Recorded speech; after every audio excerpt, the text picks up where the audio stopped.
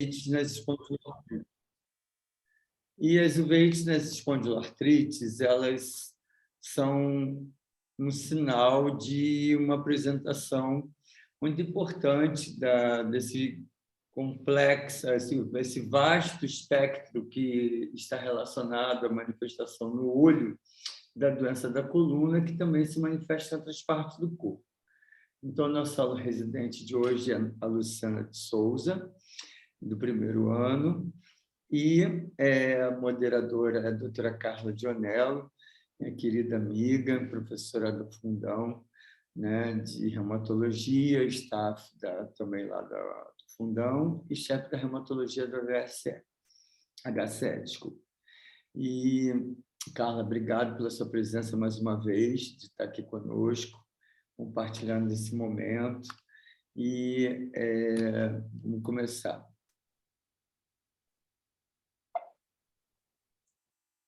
Então, vou diminuir aqui a fotinha para poder ler o texto. As espondiloartrites ela é um conjunto de doenças reumáticas ou reumatológicas com características clínicas e laboratoriais em comum. A uveíte anterior aguda é a manifestação extraarticular mais comum. Ela tem uma relação com a questão familiar, em alguma das doenças que está nesse grupo. Está ligada às células T, que é o linfócito T helper 1, e ao marcador genético, que é o HLA-B27. Essa questão dos 50% dos pacientes que têm uveíte anterior aguda, isso daí vai ser discutido lá na frente. Carlos, você quer acrescentar alguma coisa ou isso daí já está o suficiente para a gente começar? Não, eu acho que isso é muito importante, porque para os oftalmologistas isso pode parecer lugar comum, né? Uma manifestação clínica que até a gente vai ver agora na sequência, mas ela é razoavelmente tranquila, né? Dentro do contexto clínico, mas para a gente isso é muito importante, né? Isso vai nos guiar a terapêutica, isso vai nos auxiliar sob o ponto de vista diagnóstico, isso inclusive pode nos propiciar fazer um diagnóstico mais precoce, mais acurado, né? Então, para a gente, na reumato, tem uma importância muito grande. Então, assim, eu acho que essa aula aqui é muito importante vocês levarem algumas mensagens e a gente vai comentando na sequência. Ok. Oi, gente, boa noite. Dá para me ouvir? Não. Opa, sim, perfeitamente. Ai, que bom. Então, tive um problema técnico. Eu consegui agora entrar pelo celular. Desculpa. Então, ótimo. Vamos lá. Vamos só voltar ao slide anterior, né? Então, o que a doutora Carla já comentou comigo, fiz essa breve introdução sobre essas características. Aí, para você entender, Luciana, a gente já está no momento que a gente vai passar para o outro slide. O outro slide, você já quer que eu passe, né? Que é da introdução disso aí, da divisão das espondiloartrites em vários segmentos. Sim. As espondiloartrites, elas são doenças reumatológicas de resposta imunomediada e alguns exemplos delas abrangem a espondilite anquilosante, a artrite psoriásica, a artrite reativa e a artrite associada às doenças inflamatórias intestinais, que são as que a gente vai falar hoje. Isso. As espondiloartrites, elas cursam com manifestações extraarticulares. A principal manifestação extraarticular das espondiloartrites são as uveites anteriores agudas. Cerca de 25% a 30% delas cursam com uveite anterior aguda. E dessas, a que é mais prevalente de aparecer uveite é a espondilite anquilosante, cerca de 20% a 40%, mas todas podem cursar com uveite. Mas aí, Carla, desculpa, pode ir. Não, então, exatamente. Para eles entenderem essa questão. Né? Graficamente. Gráfico, bem didático, para vocês levarem para a vida essa experiência. Então, esse gráfico, ele é bem didático, mas ele tem um defeitinho aí, que pelo menos o que eu estou vendo, os círculos, eles não fazem interseções. Então, na verdade, a gente considera como se fosse o grupo das espondiloartrites, um grande guarda-chuva, e esse guarda-chuva, ele abrange... Desculpe. Ele abrange diferentes manifestações clínicas. Só que, dentre elas muitas vezes podem ter manifestações em comum entre elas, entendeu? Então, a gente não tem um grupo só de artrite psoriásica sem nenhuma outra manifestação. A gente não tem uma artrite relacionada à doença inflamatória intestinal e nenhuma outra associação. Não, pelo contrário. As doenças, elas podem ser isoladas por si só, mas elas podem ter manifestações de outras. E aí a uveíte, ela vai permeando, de modo geral, todas essas. O que nos diferencia e nos auxilia é o diagnóstico das outras manifestações que o paciente apresente. E, dentre as manifestações, no grupo da espondilite anquilosante, a uveíte anterior é mais comum. Então, existe na artrite psoriásica? Existe, mas ela é menos frequente. Principalmente ocorre no grupo de pacientes com espondilite. Mas é importante a gente dizer que esses grupos, eles não se isolam um do outro. Eles têm interseções de manifestações clínicas. Perfeito. Então, ótimo para eles entenderem isso. Elas se misturam, às vezes você pode ter paciente que tem psoríase só olho, né, Carla? Para eles entenderem. Isso. E a manifestação articular não é nem tão intensa. E no quadro, pode ser um quadro intestinal e um quadro ocular também, mais intenso que o quadro articular, não é? Isso, exatamente. Eu ia comentar isso. Às vezes é só intestino e olho, né? Então, são coisas que a gente tem que observar, né? O que está prevalecendo. Né? Perfeito. Então, seguimos. Vamos lá, Luciana. Próximo slide. Deixa eu passar aqui para você, desculpa. E aí? Obrigada. Então, a gente vai falar um pouquinho sobre a espondilite anquilosante. Ela é uma doença inflamatória crônica e progressiva. É uma doença que cursa com acometimento do esqueleto axial. Ela acomete as articulações sacroiliacas e o esqueleto axial, que é a coluna vertebral, principalmente. Ela é mais comum em homens, principalmente em homens brancos. E os sintomas costumam aparecer em homens jovens ainda, entre a segunda e a terceira década de vida, aproximadamente. Elas são doenças HLA-B27 positivas, normalmente. Tem uma alta incidência, uma alta prevalência desse fator genético positivo nesses pacientes. Então, ele é extremamente sensível para esse diagnóstico. Cerca de 92% dos pacientes têm HLA-B27 positivo. Isso, assim, algumas coisas são importantes. A gente está fazendo diagnósticos mais comuns em mulheres também atualmente. No entanto, o grupo das espondiloartrites, ele difere os pacientes homens das mulheres em algumas coisas. A carga relacionada à doença, ou seja, o quanto a doença impacta a funcionalidade, causa dor, tira a qualidade de vida, é parecida entre os dois grupos, tá? Mas as mulheres têm menos frequência de evolução para anquilose da coluna. Ou seja, a ossificação entre dois elementos ósseos, né? Que é o que caracteriza a anquilose, nas mulheres é menos frequente, tá? Normalmente as mulheres ficam bastante inflamadas, mas elas evoluem menos para a anquilose. O sindesmófito que você escreveu aí, né? O sindesmófito, ele nada mais é do que a forma como o osso se expande em encontro ao outro osso na vértebra, tá?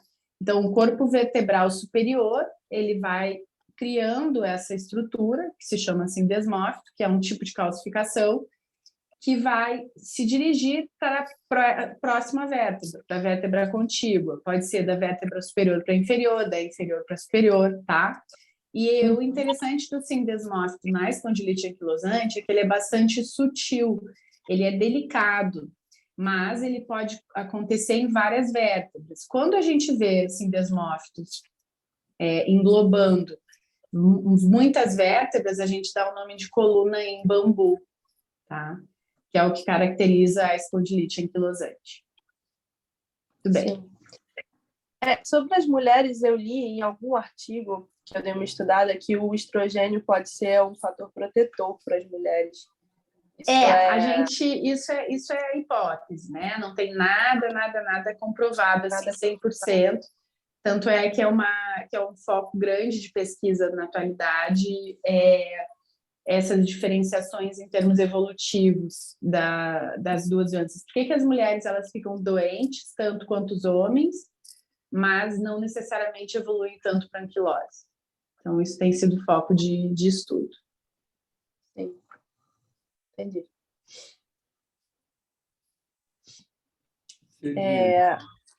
Seguimos. Como eu já havia dito, os sintomas normalmente aparecem entre a segunda e terceira década de vida, então normalmente são homens jovens, o perfil dessa doença. É um início insidioso, lento, ela causa rigidez das articulações, ela tem caráter ascendente, então começa de coluna lombar, acometendo torácica e cervical posteriormente. Uma rigidez mais no período da manhã, então o paciente estava em repouso, ele amanhece com a rigidez, causa limitação do movimento e entesite, dor e inflamação de inserções ligamentares. E cursa com complicações cardíacas, mas elas são mais raras, não são tão comuns. Certo. Manifestações oculares. Normalmente é uveíte anterior aguda, que é a manifestação extraarticular mais comum. É uma uveíte unilateral, súbita e recorrente. Ela tem remissão espontânea, ela passa sozinha. Desculpa. Ela pode ser o primeiro sinal da espondiloartrite, pode ainda não ter aberto a sintomatologia de artralgia e rigidez, e ela é uma uveíte não granulomatosa, recorrente. Mas aí, Carla, a gente discute bastante sobre isso, né? Uhum.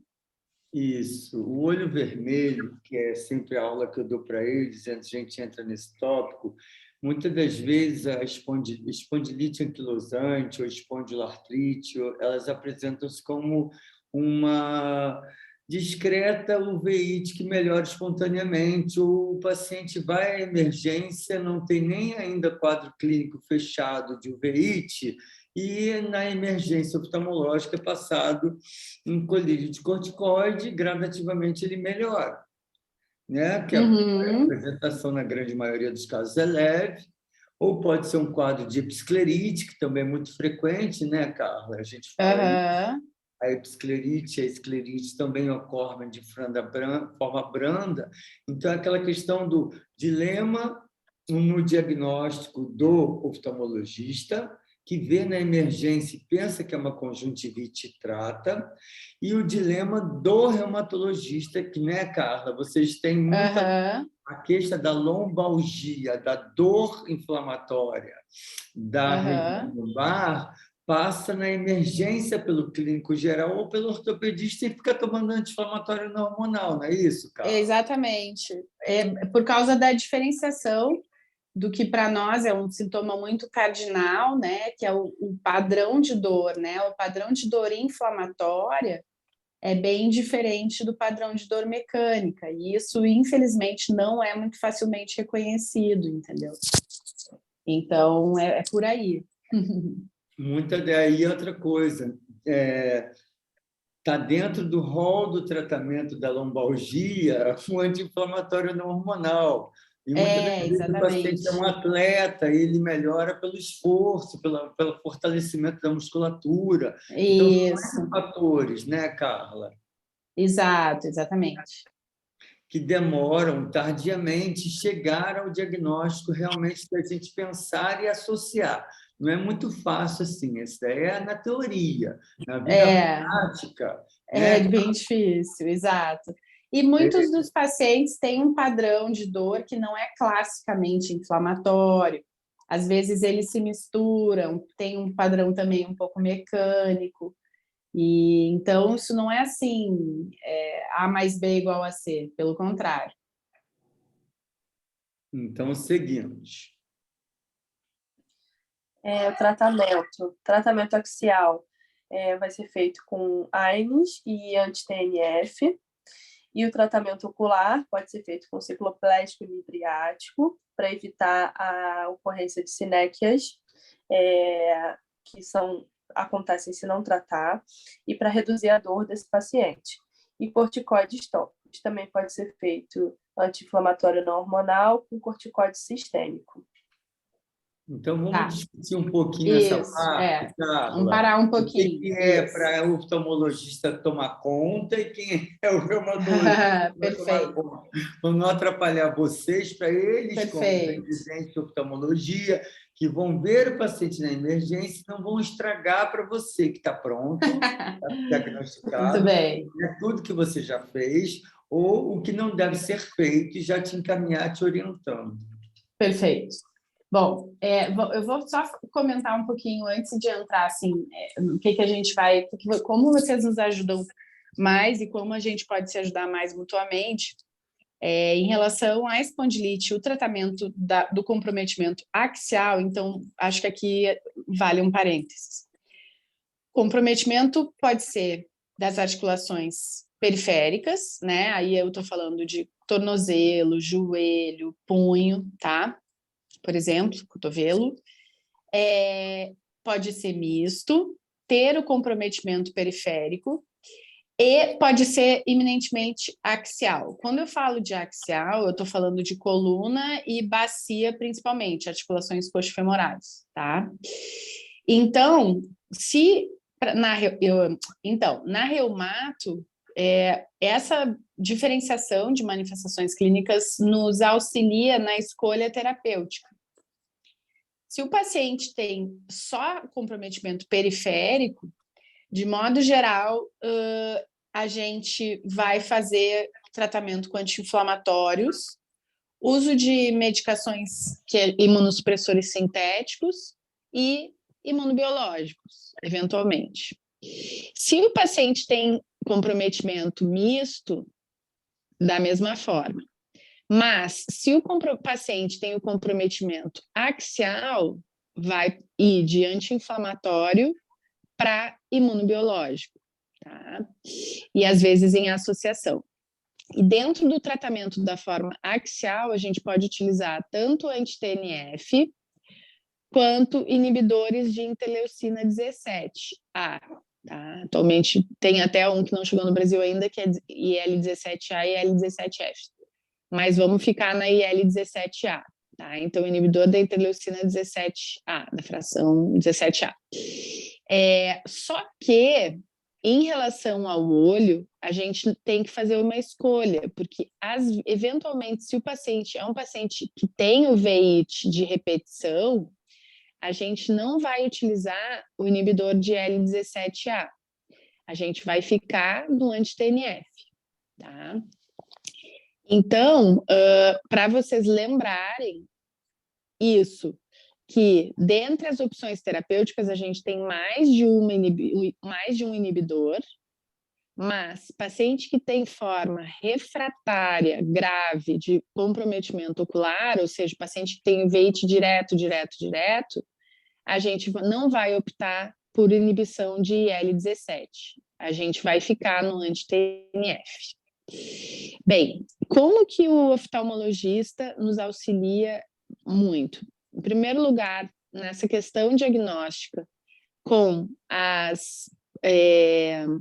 a descrição que a gente entenda, né? Não é laudo de oftalmologista para oftalmologista, é laudo de oftalmologista para médico que não oftalmo, né? Então, o tipo de uveíte, o tipo de manifestação, se tem complicação, se não tem. E a segunda coisa é nos dizendo o que já foi feito e como que o paciente respondeu. Porque, por exemplo, se o paciente for um paciente que tem um quadro recorrente, refratário, um pouco mais grave, mesmo que o paciente esteja bem controlado do quadro articular, para nós é um sinal de que a doença pode estar entrando em atividade, globalmente falando, não só o olho. Então, se o paciente está tentando as estratégias de controle oftalmológico e não responde tão bem, talvez a gente tenha que evoluir o tratamento, mudar o tratamento, escolher outra medicação ou, eventualmente, até associar medicações. Então, existem casos que a gente, mesmo o paciente tendo comprometimento axial, a gente usa imunossupressores comuns em associação ao anti-TNF para melhor controle das manifestações. Tá?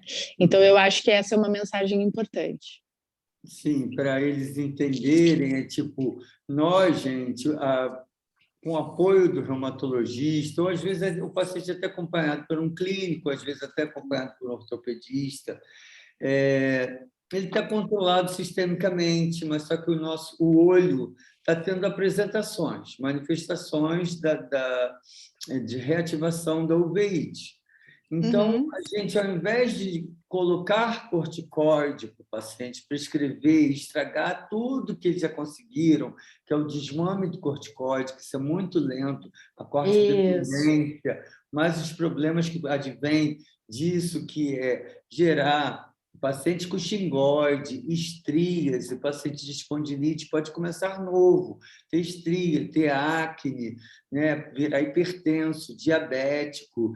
Então, antes de nós não colocarmos no paciente que já conseguiram desmamar e conseguiram equilibrar o paciente sistemicamente a nível de medicação e de doença, né, a gente entra em consenso e primeiro, então, trata o olho tão pouquinho agressivo, faz um corticoide subtenoniano, né, uma triamcinolona e liga para o reumatologista. Olha, o quadro está cada vez mais agressivo, por isso que a doutora Carla acabou de dizer sobre a questão dela associar um DMARD sintético, né? Isso, metotrexate. Sintético, metotrexato, para poder potencializar o medicamento dela, que é um biológico. E também para vocês não precisarem ficar às custas de procedimentos toda hora, né? Uso de mini pulso de corticoide oral toda hora, né? Então a gente acaba utilizando esses imunossupressores também como poupador de corticoide. E para evitar as complicações também oculares, que é o glaucoma secundária, catarata secundária, tudo isso que a gente não quer para o paciente. Enfim, essa mensagem é super importante, a gente abrangeu, colocou bastante força agora nisso, porque vai acabar um pouquinho sendo repetitivo nas outras doenças que vão vir, que virão, do grupo das espondiloartrites. Mas é para ficar na mente de vocês que a parceria reumatologista e oftalmologista é extremamente importante para que podemos ponderar o tratamento mais adequado, evitando complicações. Tá? Ok? Certo. Seguimos, pessoal. Artrite reativa. Artrite reativa é o segundo grupo de doenças da espondiloartrite que vai falar hoje, e o protótipo é a síndrome de Reiter. É uma síndrome mais rara, que acomete mais frequentemente o sexo masculino, e ela cursa com uma tríade: conjuntivite, uretrite e artrite. É uma doença infecciosa. Estou passando de mar. Opa! Aqui. Desculpe. É um quadro infeccioso que vai gerar uma doença à distância. Os principais causadores, as principais etiologias são a Shigella, Salmonella, Campylobacter e Chlamydia pneumoniae ou Chlamydia trachomatis por trato urogenital. E Shigella, Salmonella e Campylobacter por trato gastrointestinal. Mas também tem um fator genético pela participação também do HLA-B27, que está presente em pelo menos 70% a 75% desses pacientes. Eu li uma coisa interessante também. Os sintomas de artrite, eles costumam aparecer meses depois dos primeiros sintomas gastrointestinais ou geniturinários. Então, no início, né, Carla, fala para eles essa historinha. Ela era realmente uma doença chamada Reiter, porque Isso. Essa tríade é a clássica do livro, que ainda tem oftalmologia. No de reumato não tem nem mais, você tem uma história. Não tem. Então, Reiter, na verdade, era um médico, né, da Alemanha, né, que era da Alemanha nazista. Então, todos os epônimos desses médicos, desses descritores das doenças, a gente vai abandonando na reumato, né? Então, hoje a gente não fala mais em Wegener, a gente não fala mais em Reiter, todos por esse motivo, tá? Só um adendo. Em relação à artrite reativa, que é o nome efetivamente que a gente utiliza, esses patógenos que você colocou aí embaixo, eles são os classicamente relacionados com as manifestações espondiloartríticas e com as manifestações extra-articulares também descritas, tá? Então, balanite circinada, a própria manifestação oftalmológica, enfim, assim, as lesões cutâneas, a artrite típica de grandes articulações dos membros inferiores, tudo isso é bem clássico. Mas é importante falar dos outros patógenos, né? E aí você citou a clamídia, a pneumonia, é ótimo, é importante falar sobre isso. Mas a artrite reativa, ela, de modo geral, ela vem num contexto de associação, tá? Eu, inclusive, tenho uma historinha para contar para vocês. Eu tenho um paciente com espondilite anquilosante, jovem, HLA-B27 positivo, homem, quadro clínico clássico. E ele se separou da esposa. Quando ele se separou da esposa, ele teve uma vida mais de solteiro e tal, e ele, num descuido, teve relação sexual sem proteção, né, sem uso de preservativo, e ele acabou tendo um quadro de uretrite, e esse paciente fez um quadro de artrite reativa clássica. Então, existe um background genético e existe a questão ambiental, da exposição ao patógeno, mas esse background genético ele é muito importante. E a história clínica é bem típica, o paciente tem um desconforto urinário e aí ele faz uma manifestação articular ou extra-articular, o quadro clínico é bem típico. Tá? E aí, tipo, para eles entenderem, né, Carla, porque o quadro de diarreia, que é Shigella, Salmonella, Campylobacter, não vai estar relacionado com esse quadro que o Reiter falou no passado, que é a uretrite. A uretrite é pela clamídia, que a gente pega pelo trato geniturinário. Não é isso? Não, exato. E uma outra coisa importante é lembrar do intervalo de dias. Muitas vezes o paciente vai ter isso tudo algumas semanas após, né? Então, na verdade, a história clínica que você vai coletar é de alguns dias atrás. Isso também é importante. Perfeito. Seguimos. Manifestações clínicas. Manifestações clínicas podem cursar com fadiga, febre, disúria, se for de trato geniturinário. Se for na mulher, pode ter alguma secreção vaginal, se for no homem, pode ter alguma secreção peniana. Depois de algum tempo, algumas semanas, oligoartrite periférica, assimétrica e migratória. Pode ter acometimento axial, mas é mais raro. No exame, o paciente pode ter fascite plantar, acometimento de tendão de Aquiles e podem ter lesões cutâneas também, em mucosa oral, mãos e pés. Manifestações oculares. As manifestações oculares, a sintomatologia é parecida com uma conjuntivite leve. Com eritema, o paciente vai queixar de ardência ocular, lacrimejamento, fotofobia, pode ter uma ceratite ao exame e vai ter uveíte anterior não granulomatosa também. Isso, que é só complementando, gente, o quadro de conjuntivite leve folicular, geralmente é no momento que ele entra em contato e começa a produzir autoanticorpos, é mais agudo, não é isso, Carla? A uveíte não vem depois? Certo. Então, a apresentação primária realmente é quando o paciente entra em contato com o patógeno, então ele faz uma conjuntivite, uma ceratitezinha leve. Depois ela atravessa barreiras nossas, que são as barreiras hematorretinianas, as barreiras pigmentadas, que eu falei para vocês que o olho tem como proteção, e aí ela começa a atingir camadas mais internas do olho, que no caso gera a uveíte anterior não granulomatosa. Que é nesse caso aí, ó. Vamos lá. Aqui, ó, um quadro de uveíte anterior, não é isso, Luciana? Isso. Causando uma sinéquia também. Parece que tem edema de íris nessa foto. E sinéquias. Parece mais de espondilite anquilosante, né, Francisco? Parece até o paciente que nós vimos hoje. Um paciente meu mesmo, até publiquei na Rheumatology em 2017, com a Baquiega e com o grupo lá da UERJ, Carla, e mais com Baradiati, né, da Alemanha. Então, esse paciente realmente ele estava aqui com um quadro de sinéquia, que é a sinéquia posterior, a aderência da íris ao olho. Ela não está edemaciada, ela está mais empurrada para frente, porque aquilo que a gente fala, quanto mais sinéquia, Carla, olha só, mais aderência, mais dificuldade de drenar o líquido que tem dentro do nosso olho para a parte anterior, onde ele vai escoar. Então, diminui o risco de glaucoma agudo.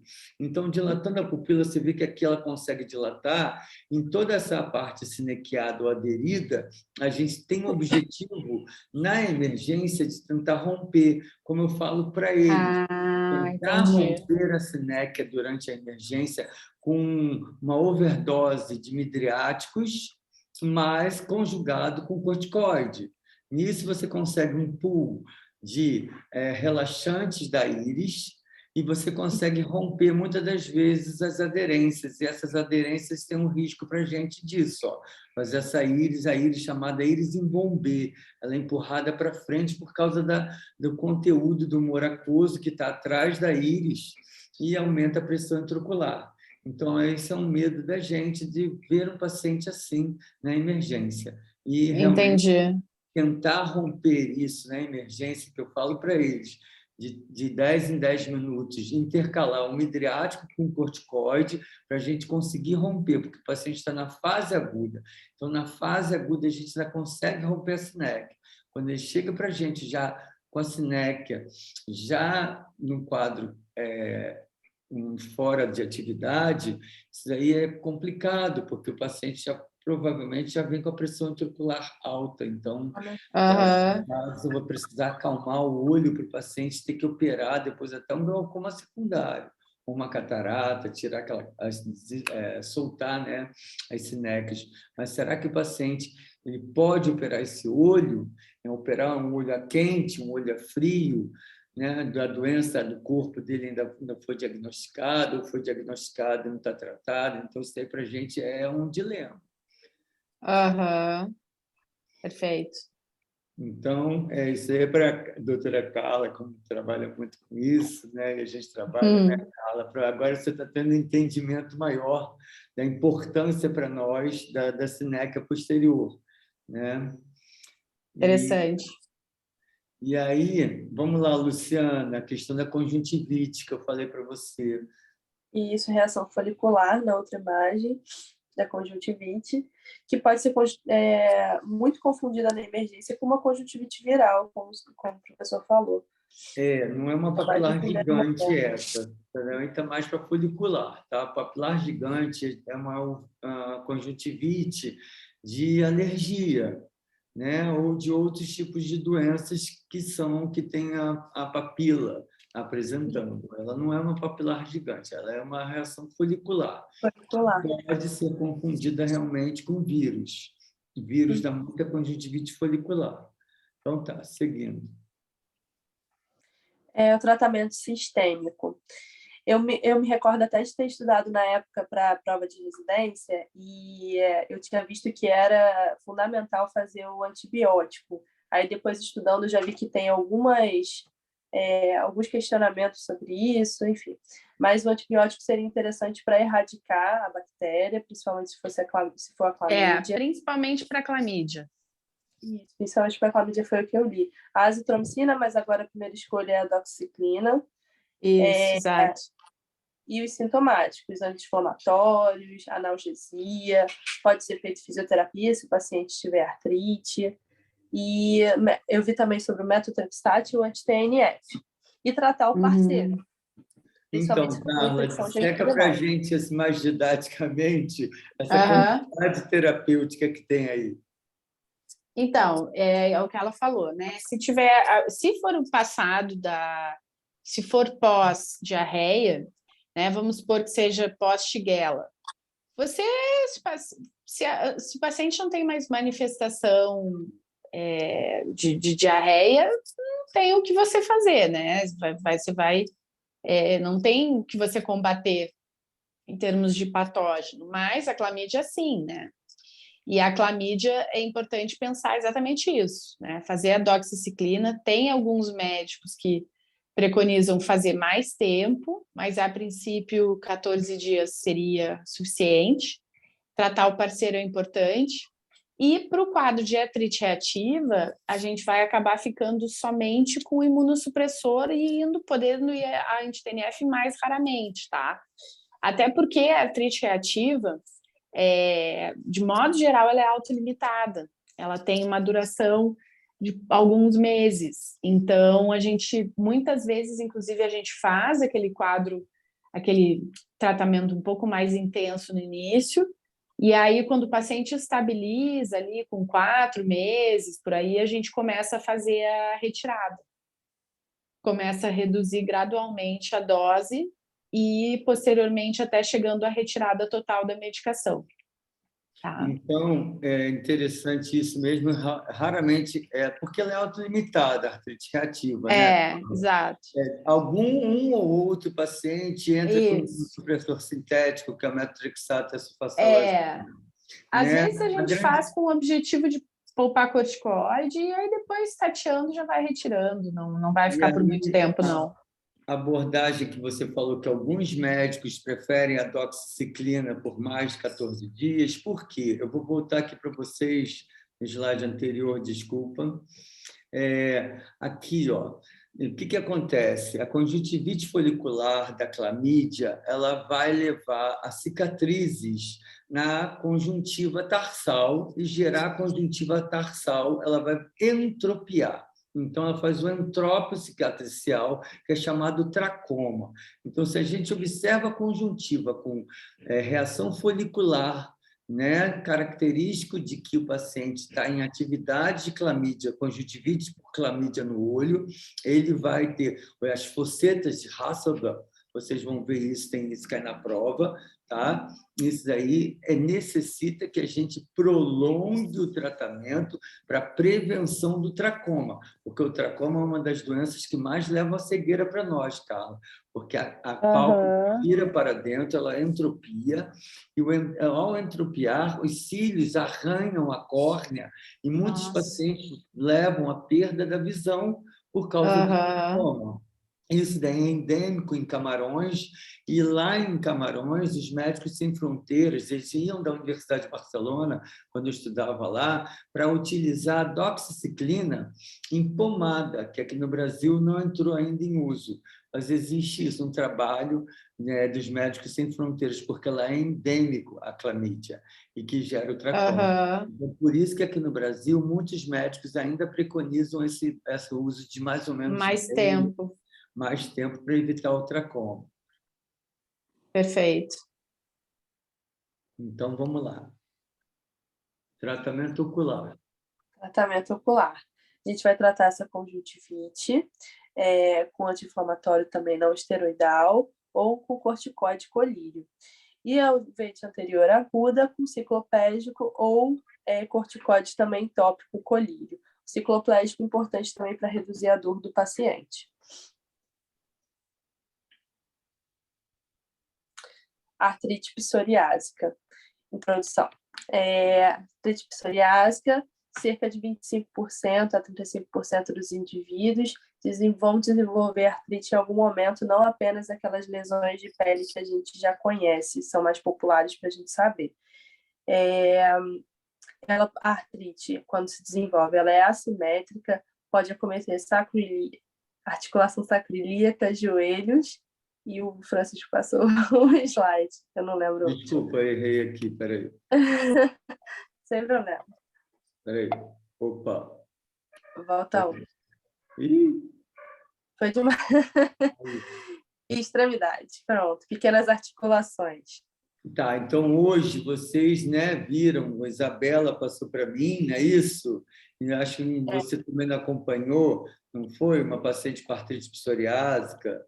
Eu atendi uma com psoriásica. Foi. E ela uma espondilite anquilosante. Isso, foi espondilite anquilosante. Um paciente. Isso. O dela era isso já com sinéquia, paciente que já conhecia a doença há algum tempo, HLA-B27 positivo. A minha era com artrite psoriásica. Uhum. Então, aí a questão era o seguinte, Carla, é muito interessante para eles entenderem Isso, meu. a questão do HLA-B27 psoriásica, né? Uhum.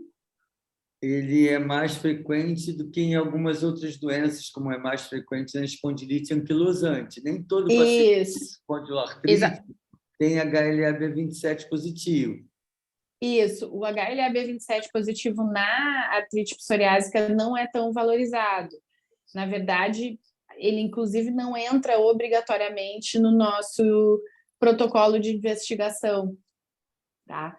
Então, ele é bem menos frequente. Mesmo paciente com artrite psoriásica que tenha comprometimento de coluna, que pode acontecer, só até 40% é positivo para o HLA. Então, a gente não valoriza tanto. Seguimos.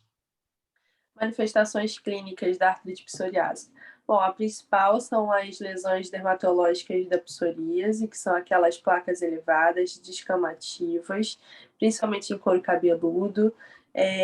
Pode acometer também dobras cutâneas, tronco, braços e pernas. Ela pode tem uma lesão esfoliativa generalizada e pustulosas. Também pode cursar com pústulas inflamadas, que não são infecciosas, não são contagiosas. Aqui tem as lesões de pele, que são bem características. Pode fazer raspado da lesão, mandar para biópsia, mas elas são bem características. E as manifestações oculares. O veite anterior, que cursa menos comumente do que nas outras doenças que nós já falamos, e ela pode ser bilateral. Também pode cursar com uma conjuntivite, episclerite, que foi o caso da paciente que eu vi hoje, que era uma episclerite.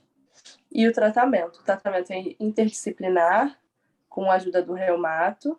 Desculpa só interromper, que eu passei o slide. Então, hoje mesmo vocês viram isso, né, gente? Falei assim, eu acho que isso daí é uma espôndilo, né? Uma artrite psoriásica. O paciente tem psoríase, nem toda, para tirar da mente, né, Carla? Nem toda espôndilo é uveíte, também cursa com esclerite e esclerite. Então, se tinha as lesões cutâneas, eu falei assim, gente, está com as dores articulares, está com a pele ruim, e o olho ruim, encaminha para o reumato, porque isso daí é uma artrite psoriásica. E o paciente não está respondendo ao tratamento sistêmico, não foi isso, Isabela? Isso, foi isso. Exatamente. Esse caso, Isabela não chegou a ver comigo, não. O meu era do outro que veio para mim no pré-op. Foi da espondilite. O seu... é verdade. Isso foi o quadro da artrite psoriásica foi da Luciana. Da Luciana. Da Isabela foi outro, foi do pré-operatório, Carla. Olha isso, paciente fazendo pré-operatório e tinha espondilite anquilosante, Isabela. em atividade ou o veíte em atividade? Como é que é? Ele disse que a última vez que entrou em atividade foi há um mês. Ele estava em acompanhamento pela Fiocruz, só que a Fiocruz encaminhou ele para cá, para operar a catarata aqui com a gente. Só que aí ele já estava com sinéquia nos 2 olhos, ele teve um quadro unilateral e depois ele desenvolveu 3 meses depois em outro olho. E aí ele disse que ele não estava sendo investigado, mas ninguém descobria. E aí, quando o reumato descobriu, ele correlacionou tudo que ele vinha sentindo a vida toda, porque ele disse que sempre sentiu muita dor articular. Nossa, olha só que interessante. Viu, Muito Carla, como é a vida como ela é da gente? A vida é assim mesmo. Passa, o que vocês passam também, a nossa dificuldade. Vem para um pré-operatório, eu falo, Isabela, esse olho está quente, o paciente não está equilibrado sistemicamente. Se você abrir esse olho, você vai ter um aborrecimento. Exatamente. Vai desencadear mais ainda o veíte, não é isso, Isabela? Ele não dilatava. Eu até tentei fazer o pull que você me ensinou, professor, só que ele já não estava mais em crise, né? Então não adiantava. Estava com muita sinéquia, como vai ter que usar retrator de íris. Aí eu expliquei para ele que a gente só ia poder operar ele depois de 3 meses e pedi um laudo do reumato, me dizendo como é que ele estava. Claro. Uhum. Aí ele disse que vai trazer. Mas eu achei interessante aí, quando eu fui mostrar para o Francisco, ele me disse que era da aula de hoje. Eu estou prestando bem atenção aqui, estou adorando. Ah, que ótimo. Aí, Carla, aí tá. Esse paciente chega a você de nós. Ele estava usando o que, Isabela? Só anti-inflamatório não hormonal? Tinha sintético? Era o quê? Ele só estava usando anti-inflamatório. Não hormonal. Imagina, Carla, você vai ter que fazer toda uma bateria para ele. Não vai ser em 3 meses, Isabela. Eu lembro que eu te falei que vai demorar mais tempo. E aí, Carla, como é que você recebe da gente esse paciente? Bem, aí a gente, exatamente, a estratificação, uma coisa que a gente sempre tem muito cuidado é screening para tuberculose, né, gente? Muito importante o paciente fazer screening de tuberculose. E aí a gente vai ver toda a parte laboratorial, as manifestações clínicas, fazer exame de imagem das partes que ele queixar, né? Então, vamos supor que ele tenha dor, vamos lá, um quadro de dor lombar inflamatória, a gente vai correr atrás da manifestação axial. Se ele já tiver relato de artrite de alguma articulação, a gente, além de examinar, vai fazer ultrassom ou ressonância daquele local, né? A parte laboratorial, sempre as provas inflamatórias, screening para hepatite, HIV, PPD, imagem do tórax. O PPD pode ser substituído eventualmente pelo IGRA, tá? Pelo quantiferol, que é feito sanguíneo e tem uma especificidade muito alta. E aí a gente vai correr atrás do prejuízo, né? Vamos ver o que a gente vai tratar, se vai ficar em anti-inflamatório imunossupressor ou se vai ficar anti-inflamatório imunossupressor e biológico, mas aí vai variar do que a gente achar nos exames complementares e na história clínica. Aí, Isabela, é isso. Ó. Então, 3 meses, quando chegar um reumato, só de exame complementar para investigar. Vai que o bebê dele seja reator forte, ele vai ter que entrar com imunossupressão, então vai ter que fazer tratamento profilático da tuberculose. Olha quanto tempo que ele vai demorar para voltar para a gente. Então, nesse ponto, como ele era todo sinequiado, lembra que eu te perguntei qual é o problema dele maior de sinéquia posterior quase total? O aumento da pressão intraocular. Então, o que você vai fazer? Não foi, Isabela? A pressão não era boa?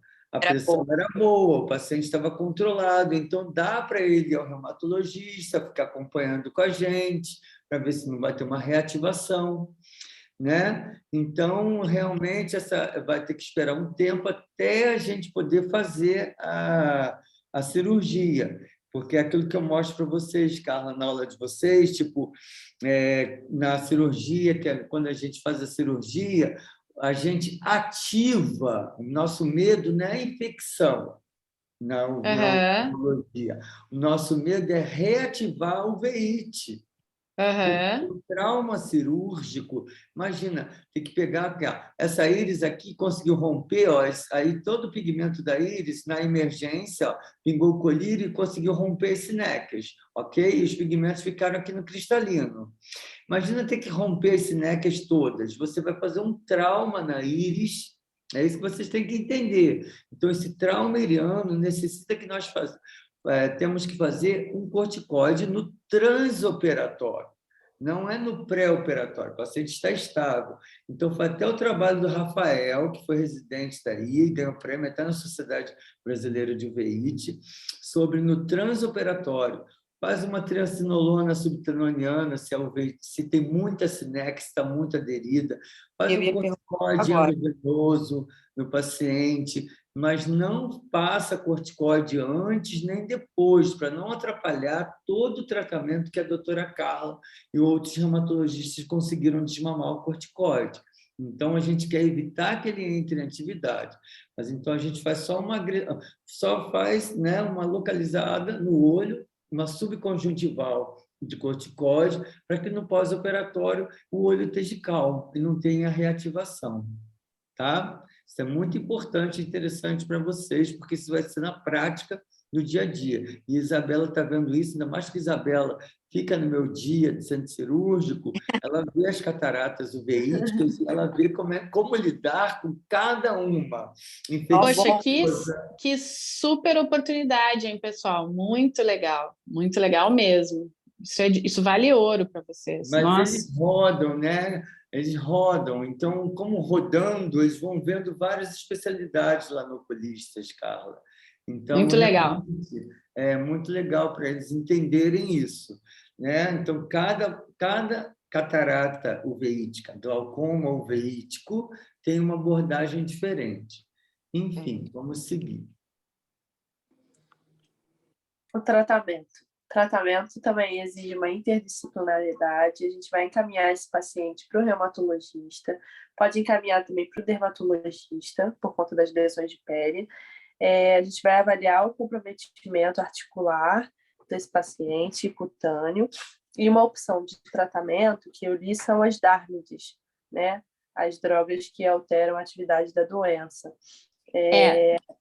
São os, na verdade, em inglês, né, fica DMARDs, né? Mas a gente pode chamar também de MMCD, medicações modificadoras do curso da doença, ou popularmente imunossupressores mesmo, entendeu? Talvez fique mais fácil para lembrar. Os anti-TNFs, eles se enquadram nesse grupo de medicação? Na verdade, hoje a gente chama de DMARDs as medicações que têm um potencial de impedir a evolução, né? Então, antigamente a gente dividia entre DMARDs e biológicos. Hoje a gente fala em DMARDs sintéticos, metotrexate, azatioprina, ciclosporina, etc., tá? E DMARDs biológicos. Aí os biológicos são os biológicos mesmo. Não sei se eu consegui me fazer entender. Sim, é que acontece. Vai ter aula, quem é R2, quem é R3, já teve a aula de mar, de biológico, de mar Tá. sintético, né, Carla? Tanto é que Tá, você já deu entendi. para a gente, já Sim, sabe. sim, Eles são sim. R1. Então, o que acontece? Ali, né, de Marx, aquilo ali é um erro, né, que tem que ser corrigido. O S vem na frente quando é sintético e o B vem na frente Isso. quando é Quando é biológico. biológico. Porque aquilo Isso. ali está escrito em inglês. A doutora Carla ela está falando que na nossa nomenclatura aportuguesada vira, Exato. né, medicamento, Isso. né, que é modificador da Isso. atividade da doença É, reumatológica. isso. Drogas modificadoras do curso da doença. Isso. Enfim, seguimos. Vamos falar agora sobre as artrites associadas às doenças inflamatórias intestinais, que são a doença de Crohn e a retocolite ulcerativa. Elas são duas doenças que podem inflamar o intestino e cada uma tem sua particularidade clínica completamente diferente, mas as duas têm manifestações extraintestinais e podem cursar com artrite, dor articular elas podem fazer cálculo, elas são doenças imunomediadas e podem também fazer uveíte anterior, principalmente a retocolite ulcerativa, mas a Crohn também pode. A manifestação ocular, ela cursa com conjuntivite, episclerite, uveíte anterior, que é o mais comum. E o tratamento pode ser feito com corticoides tópicos e midriáticos da parte oftalmológica. A parte intestinal, e reumatológica, ela tem que ser investigada caso a caso, se é Crohn, se é retocolite, qual é a indicação do paciente. Então, para vocês decorarem, só um minutinho, Carla. Claro. É só a única desse grupo todo das espondiloartrites, né? Artrite psoriásica, artrite reativa, espondilite anquilosante, todas elas têm conjuntivite, episclerite e uveíte anterior não granulomatosa, ok? Mas a única é a doença inflamatória intestinal, onde tem a exceção de acometer o polo posterior, que acomete o nervo óptico, a única que dá neurite óptica, que é a doença de Crohn. Isso. E muda todo o espectro de tratamento, porque anti-TNF, né, Carla, ele estimula ou predispõe, tem essa coisa ainda, né, que não tem muito... Exato. Não é muito claro, mas tem na cabeça da gente, anti-TNF estimula a doença desmelinizante ou é contraindicado em quem tem risco potencial de, não é isso? E muda todo o espectro de agente biológico que nós vamos usar.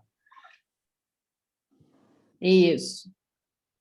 Mas aí, você quer acrescentar mais alguma coisa aqui em relação a isso? Eu ia falar em relação à parte de manifestação articular. O que é importante na reumato é, na evolução da artropatia enteropática, né, ou a artrite relacionada à doença inflamatória intestinal, é entender se o paciente está em crise articular concomitante à crise intestinal, ou seja, ele está com a doença intestinal aguda e articular agudizada, ou ele vem muito bem do intestino e está ruim da parte articular, ou vice-versa, né? Então, isso para a gente é importante, porque isso também tem implicações terapêuticas, tá? Então, acaba que o olho entra nesse contexto tudo junto, na avaliação. E aí vira um quebra-cabeça, onde a gente vai ter que colocar as pecinhas. Se eu uso isso, atrapalha o intestino. Se eu uso isso, atrapalha o olho. Se eu uso isso, atrapalha a articulação. Meio que um quebra-cabeça. A doença inflamatória intestinal com doença articular e acometimento ocular, ela é bem, né? Desafiadora, não é isso, Carla? Não, e o paciente fica muito debilitado, né? Eu já tive pacientes de doença inflamatória intestinal que chegou com 35 quilos e dos 2 joelhos inflamados de cadeira de rodas, nesse nível, assim. E aí você não sabe nem por onde você começa, né? Então, não é nem... É bastante desafiador, assim, bem difícil. Bom, aqui na parte finalzinha eu coloquei alguns artigos que eu achei sobre o tema. Esse primeiro artigo, ele fala sobre a uveíte e a espondilite anquilosante, é um estudo de 2014, publicado em Dublin. E ele fala também sobre a relação com a HLA-B27 positivo nos pacientes que foram estudados. Por esse estudo, 50% dos pacientes que foram acompanhados, eles tinham HLA-B27 positivo e tiveram uveíte anterior aguda.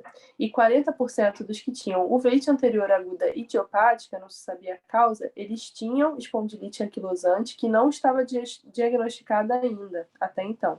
E no final do estudo foi diagnosticado.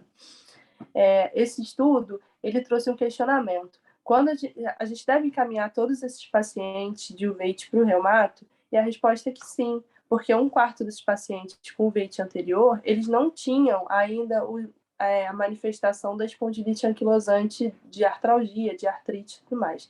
E quase a metade foi diagnosticada após o episódio de uveíte anterior. Então, que eu entendi é que é sempre interessante a gente encaminhar esses pacientes para eles serem avaliados na parte interdisciplinar, desculpa, para investigar se tem uma doença reumatológica e poder acompanhar e fazer o tratamento correto do paciente. Carla, isso é muito interessante. Esse estudo DUET, né? Ele foi feito por oftalmologistas. Depois foi lapidado por reumatologistas. Né? Ele é bem ao encontro vem de encontro ao conceito de janela de oportunidade, né? Porque nós vamos ter meses, anos preciosos dentro do curso de doença dos nossos pacientes, que são os momentos mais perfeitos, os melhores momentos para a gente tratar, né? E evitar progressão de doença. Então, eu acho que é importante vocês terem isso em mente, mesmo que a investigação seja negativa, que a gente não encontre nenhuma correlação, vocês vão ter cumprido o papel de vocês, né, de buscar o melhor para o paciente de vocês. E, com certeza, os que a gente conseguir screenar e pegar num bom momento, o paciente vai se beneficiar muito mais. É como mostra esse algoritmo, né, Luciana? Que é muito legal, eu achei bem interessante. Esse estudo do ele tem um algoritmo que é para detecção de espondiloartrite em pacientes que apresentem uveiite anterior aguda. O paciente chega para a gente com uveiite anterior aguda, a gente vai questionar ele sobre o diagnóstico já conhecido de espondiloartrite. Se ele disser que sim, a gente fecha o diagnóstico. Se ele nos disser que não, a gente tem que questionar ele a respeito de lombalgia por mais de 3 meses, avaliar se esse paciente é um paciente com menos de 45 anos, se ele costuma ir ao médico por conta dessa dor, se é uma dor que é incapacitante ou que é uma dor muito intensa. Se ele disser que sim, é fundamental pedir o HLA-B27, e vindo positivo, tem que encaminhar ele para o reumatologista, para esse paciente ser acompanhado nas 2 especialidades. E, do contrário, se vier negativo, não sugerir espondiloartrite, a gente vai acompanhar o paciente. Então, a Carla vai complementar, mas, na realidade, os oftalmologistas lá em Dublin, eles que fizeram esse algoritmo, tá? Porque, na realidade, nós oftalmologistas, que na maioria somos generalistas, não somos uveólogos, mas vocês que estão tendo mais essa experiência de, comigo, ver mais frequentemente, ter aula sobre isso, você já fica mais esperto em relação ao que eu falei, que é um sinal de alerta, que a clínica é soberana, né? A manifestação do olho, relacionar aquilo ali, o que ele tem sistemicamente. Então, a anamnese é importantíssima. E antes de pedir o HLA-B27, que não entra nem em critérios dentro do ASAS, que é o critério que julga espondiloartrites, já encaminhar ao reumatologista, não é isso, Carla? Isso, exatamente. É muito importante entender que não é uma matemática, né? Que não é A mais B igual a C. Então, juntar essas pecinhas nem sempre vai ser na primeira consulta, nem sempre vai ser no retorno, mas acompanhar o paciente e dar o motivo de encaminhamento para que o paciente acompanhe, né? Às vezes a gente vai levar até vai ter um diagnóstico posterior, algum tempo depois. Então, isso tudo são todos dados que a gente vai juntando e vai analisando no conjunto. Ótimo.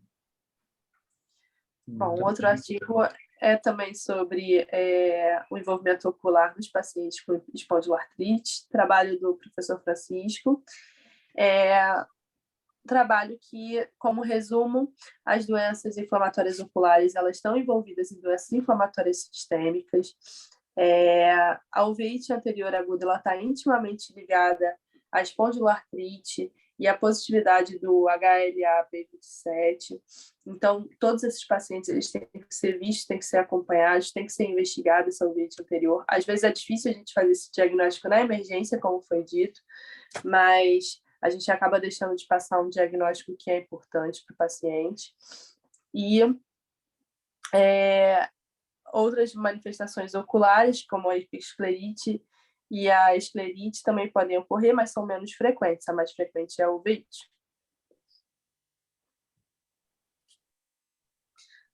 O outro trabalho que eu também coloquei é a caracterização da uveíte na espondilite anquilosante. É um trabalho da Revista Brasileira de Reumatologia. Eu só esqueci o ano. Mas foi um trabalho que acompanhou 207 pacientes com espondilite anquilosante. Desses, 30 pacientes, durante o estudo, apresentaram 55 episódios de uveíte anterior aguda. Desses 30 pacientes, 27 estavam em atividade articular no momento da uveíte e 3 não estavam em atividade articular da doença. O paciente que apresentou uveíte posterior, como a doutora Carla falou, era um paciente que estava em tratamento de TB pulmonar, tuberculose pulmonar, e nenhum desses pacientes apresentou sequela grave. Acho que esses foram os dados mais interessantes assim, que eu tirei desse estudo. Mesmo sendo de 2003, né, Carla? Mas é um bom estudo, com certeza. Ele tem um bem bom desenhadinho. Dá até vontade de reproduzir. Uma coisa atual, não é isso, Carla? É verdade. Dá uma vontade de copiar esses materiais e métodos e dar uma melhorada. Exatamente. Uhum.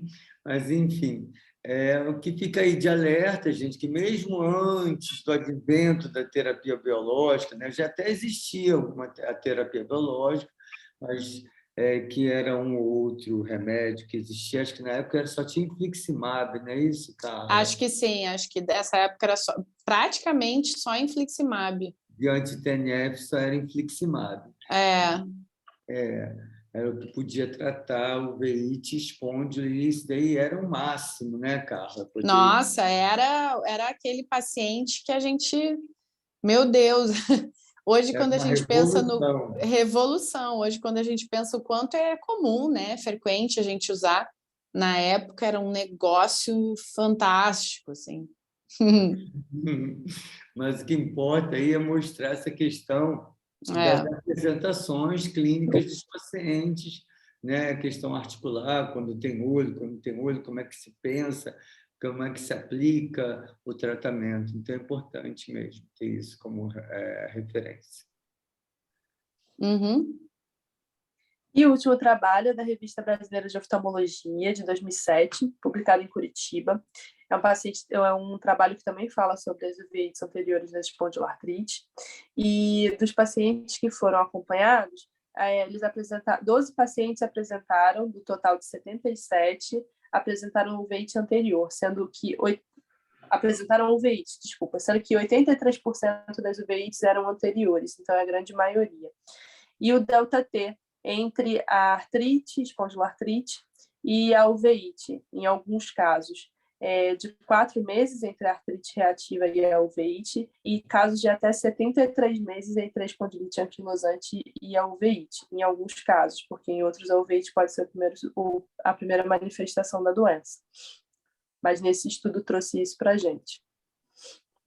Então, aí, Carla, eu acho que entra o ponto do seguinte: ou o paciente já tinha lombalgia inflamatória subvalorizada, né? Ou já tratada com anti-inflamatório não hormonal, e a manifestação ocular, como o olho é tão pior, né?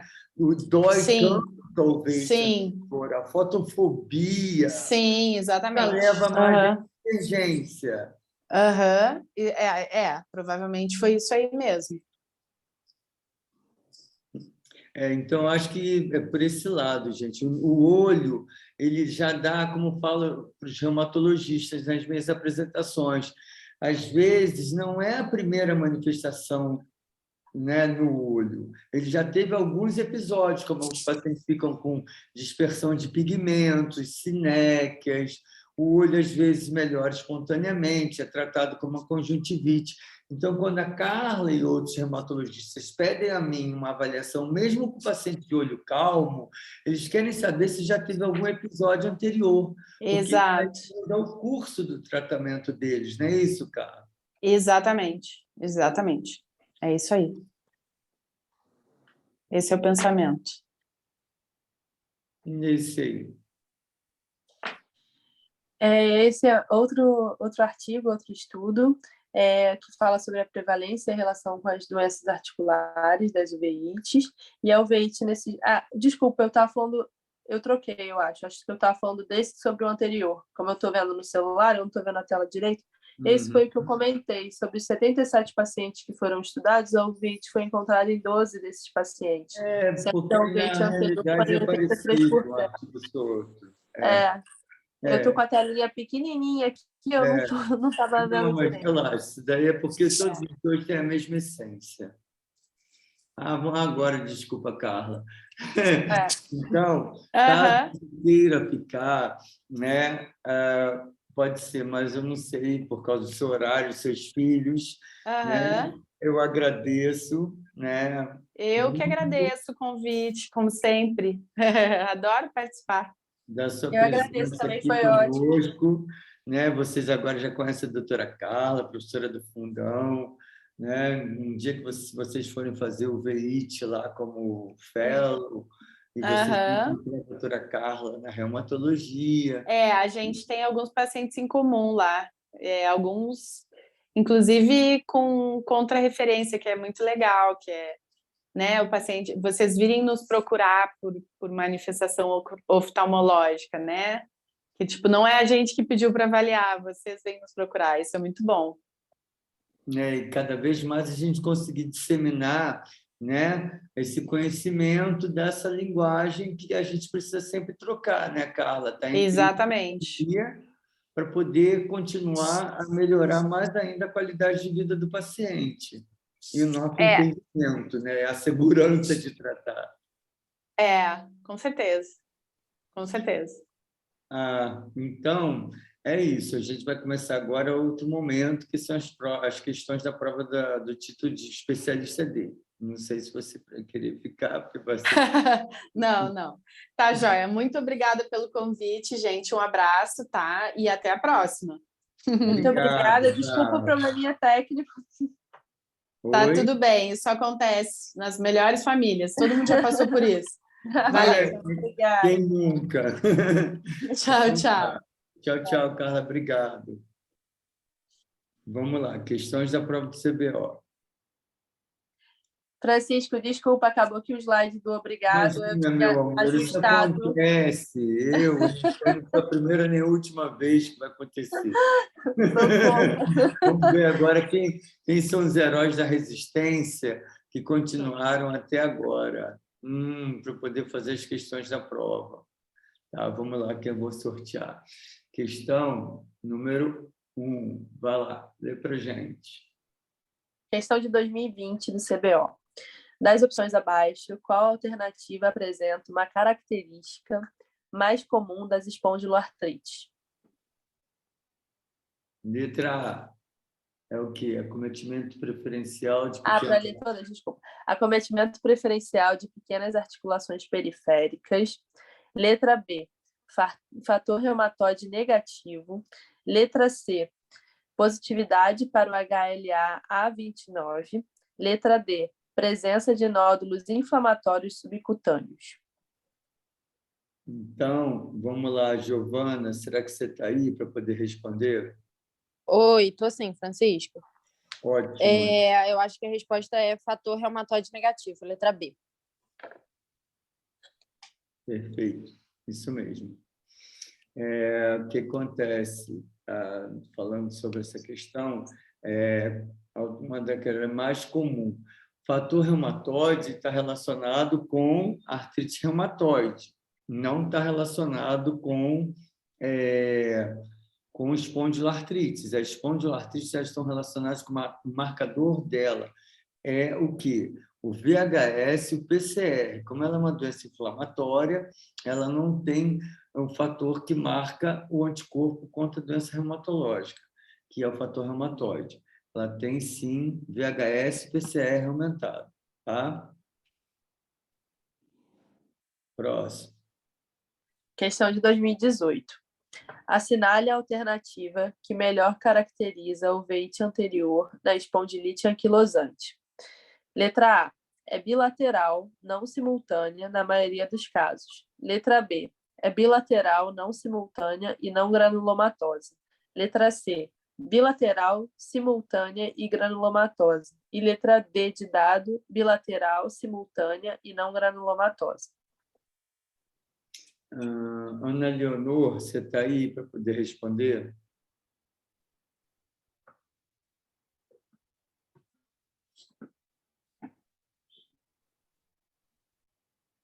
Tá, beleza. O Pedro está aí? Tô aqui. Diga, Pedro, qual a resposta que você acha? A B? Bilateral não simultâneo, não granulomatose. Era do paciente de hoje, foi exatamente assim. Não simultânea, bilateral e não granulomatose. Perfeito, isso mesmo. Da Pode. emergência? Não, amigo, do pré-op que eu atendi, quando ele foi me falando, foi deu no olho, depois deu no olho. Então, realmente, dá no olho, depois dá no outro, aí fica aquela coisa, não consegue fazer o diagnóstico, é não granulomatosa, né? Então, um olho teve não granulomatosa, às vezes fica até o preceptado cerático antigo, que eu falo para vocês, fica aquele residuzinho, né, pigmentado, com bordo antigo, quando está pigmentado é que tem aquele bordo, mostra que já teve episódio. Não tem atividade inflamatória de camada anterior, nem está de olho vermelho.